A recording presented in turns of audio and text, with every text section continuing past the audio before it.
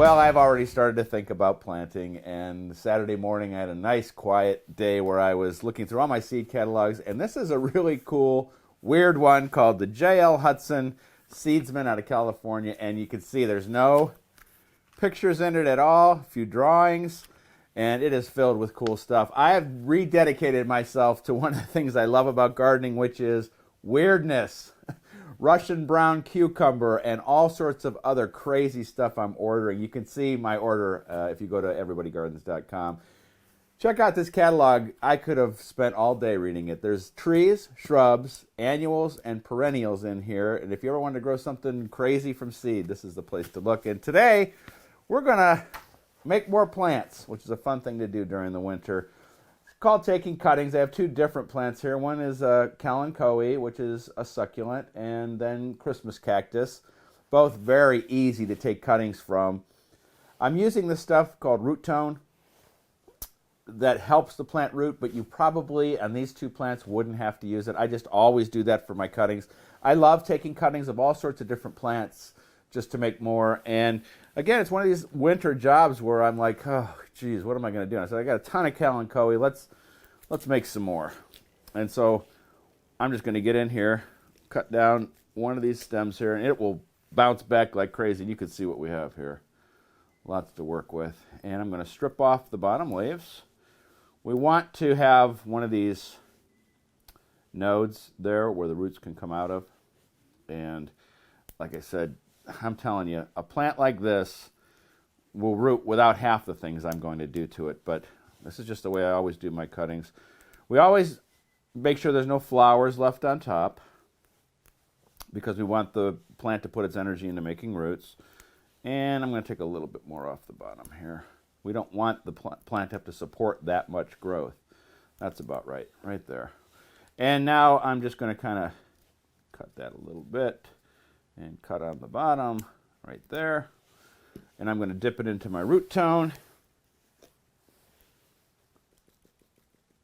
I've been using the same bottle of root tone for I don't know how many years. And like I said, it just helps the plant root. And you can see how that's on there. And stick it down in here into another node. And what I'm putting it in on this side is vermiculite. I always use vermiculite for my cuttings, but people use all sorts of different things. They use dry peat moss. They use a planting mix. I have a planting mix here that I'm going to do the Christmas cactus in. But vermiculite, it's just very lightweight, and it's just barely moist.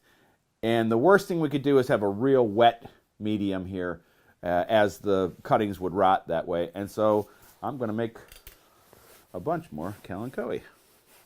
Probably even make something out of that.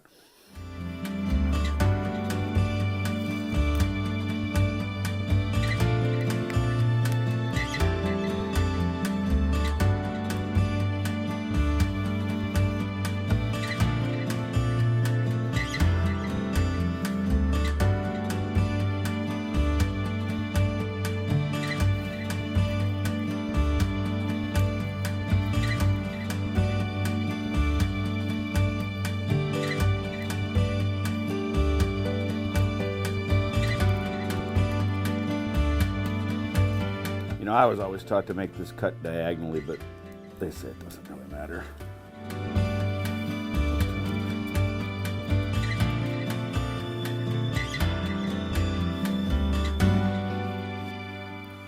Even easier for the Christmas cactus, I'm just pulling some off here.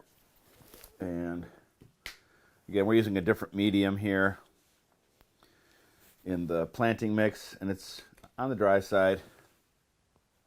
This Christmas cactus, though, actually came from a story about this plant being over 100 years old. So I've been taking cuttings from it because I don't want to put all my eggs in one basket. I want to keep this thing going. And you'd be surprised at how many people keep these Christmas cactuses going for generations.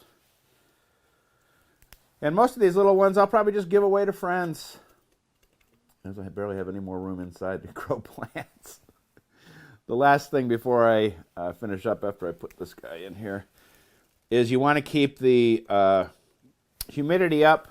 And so whenever I do this, I cover the whole thing with plastic. This is an old dry cleaner bag that I use out here in the greenhouse.